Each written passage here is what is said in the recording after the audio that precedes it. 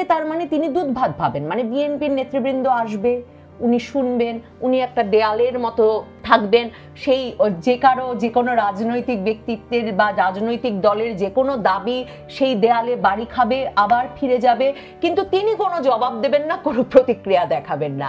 তিনি কথা বলবেন, মন খুলে কথা বলবেন কার সাথে? তার দল, যাদেরকে তিনি তার নিয়োগকর্তা বলেন, নাহিদ ইসলামদের সাথে। বাংলাদেশে ডক্টর মোহাম্মদ ইউনূসের অন্তর্বর্তীকালীন সরকার যে শুধু সংস্কার খেলাই চালিয়ে যাচ্ছে না, এর পাশাপাশি তারা দারুণ সাফল্যের সঙ্গে 10 মাস ধরে সংলাপ খেলাও চালাচ্ছে। তা রাজনৈতিক দলগুলোর এক সমাবেশে একদম স্পষ্টভাবে বেরিয়ে এসেছে। গণ অধিকার পরিষদ, মানে ভিপি নুরুল হক নুরুর দল গণ অধিকার পরিষদ, সমমনা রাজনৈতিক দলগুলোকে নিয়ে গণহত্যার বিচার, সংস্কার, নির্বাচনের রোডম্যাপ নামে এক আলোচনা অনুষ্ঠানের আয়োজন করেছিল, যেখানে বিএনপি, মাহমুদুর রহমান মান্না, আন্দালিব রহমান পার্থর মতো সমমনা সব নেতারা জড়ো হয়েছিলেন। সেখানে এক একজন এমন ভাবে মন খুলে কথা বলেছেন যে তাতে স্পষ্ট হয়ে গেছে এই সংলাপ নাটক করতে করতে তরুণ প্রবীণ সব নেতারা মহা বিরক্ত। দেখুন, মাহমুদুর রহমান মান্না করেছেন সবচেয়ে বিস্ফোরক মন্তব্যটি। তিনি বলেছেন ডক্টর মোহাম্মদ ইউনূস এমনকি তার সঙ্গে মুখোমুখি আলোচনাতেও কোনো জবাবদিহিতা করেন না বা কোনো প্রশ্নের উত্তর দেন না, কোনো মন্তব্যও করেন না। তিনি শুধু মিষ্টি হাসি দেন, আর না হলে নীরবে বিদায় করে দেন। মানে আপনি ভাবুন, ডক্টর মোহাম্মদ ইউনূস তার মানে এই প্রবীণ রাজনৈতিক নেতাদেরকে জড়ো করে এমন একটা উচ্চাসনে নিজেকে বসিয়ে রাখেন, যেই উচ্চাসনে তিনি রাজনৈতিক ব্যক্তিত্বদের, রাজনৈতিক নেতৃবৃন্দকে বাংলাদেশে কথা বলার যোগ্য মনে করেন না। আপনারা এই কথা তো জানেনই, মানে বাংলাদেশের সাংবাদিক হিসেবে হয়তো এই নিয়ে আমাদের অভিমান ক্ষোভ একটু বেশি থাকতে পারে। মানে ডক্টর মোহাম্মদ ইউনূস কখনো বাংলাদেশের সংবাদ মাধ্যমের সঙ্গে কথা বলেন না, তাদেরকে যোগ্য মনে করেন না, এটা তো আমরা জানতামই।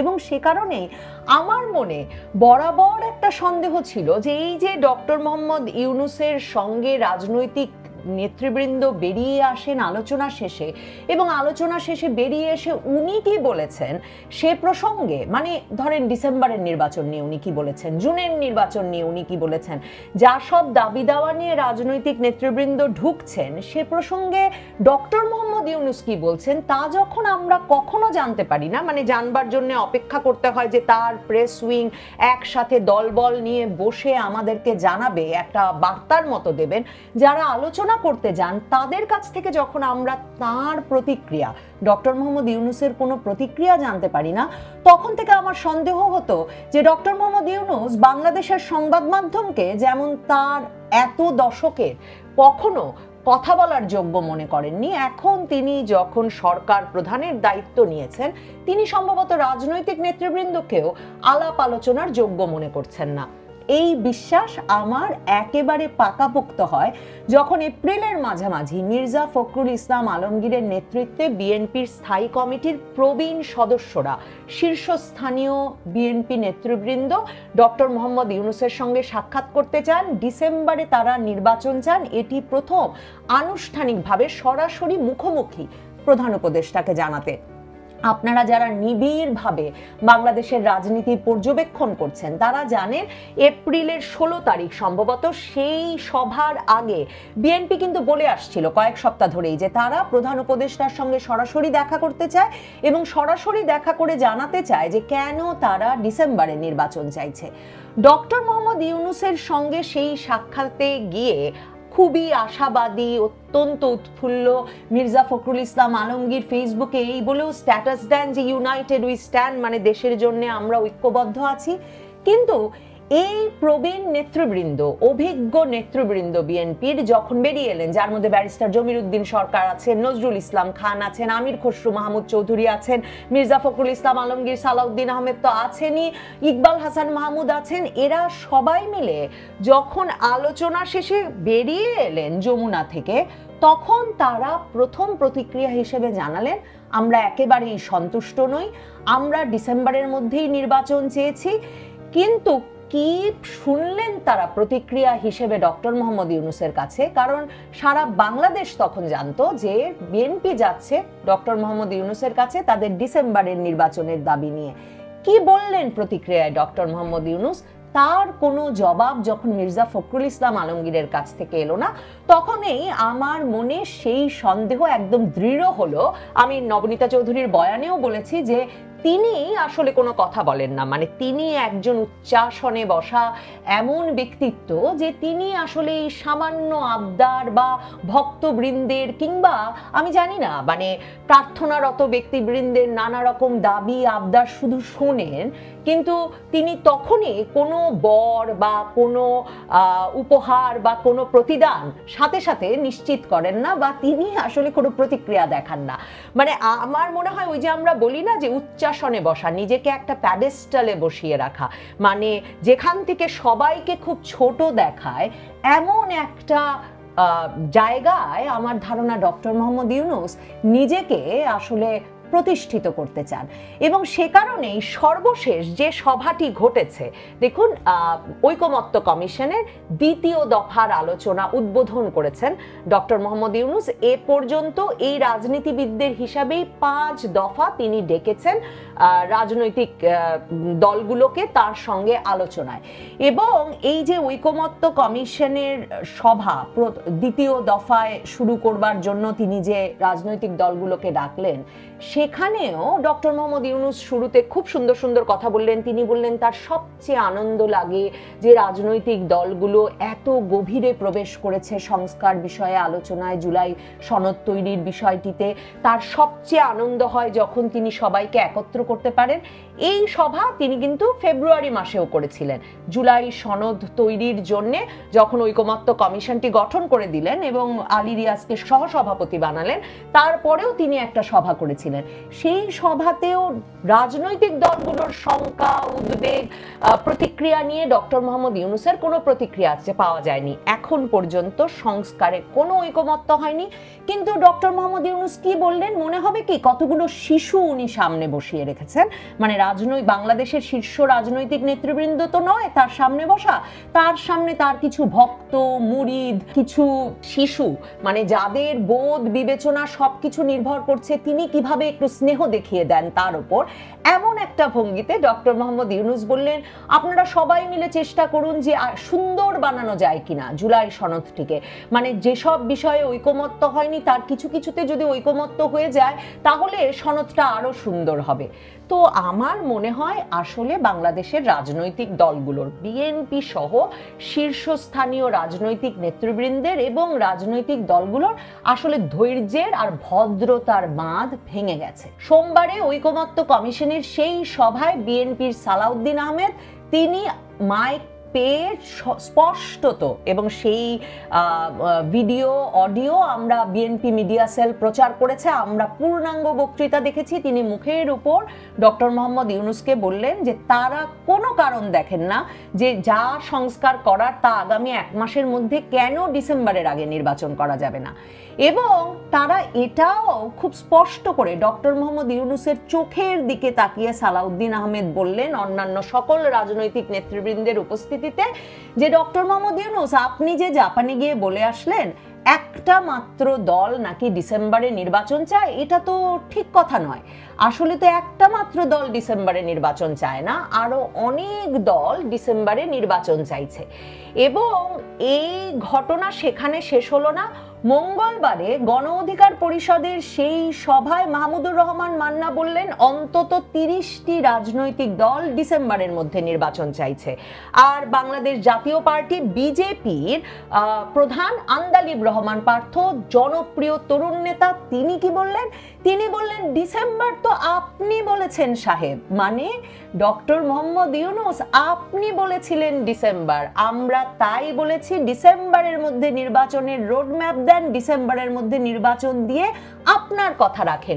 মানে রাজনৈতিক দলগুলো তো জানতো যে অন্তর্বর্তীকালীন সরকার ডক্টর মোহাম্মদ ইউনূসের সরকার আসলে যত দ্রুত সম্ভব নির্বাচন দেবে, তাহলে এখন ডিসেম্বরের মধ্যে নির্বাচন চাওয়া অপরাধ হয়ে গেল কিভাবে? আরো দেখুন কেন রাজনৈতিক দলগুলোর সকল ভদ্রতার বাঁধ ভেঙে যাচ্ছে, ধৈর্যের বাঁধ ভেঙে যাচ্ছে। গণ অধিকার পরিষদের নেতা নুরুল হক নুরু, তরুণ নেতা, যিনি ওই সভার আয়োজক, সেই নুরুল হক নুরু কি বললেন? নুরুল হক নুরু বললেন যে আপনার পদত্যাগ করতে ইচ্ছা করেছে, আপনি নাকি এই পদে থাকবেন না ডক্টর ইউনূস।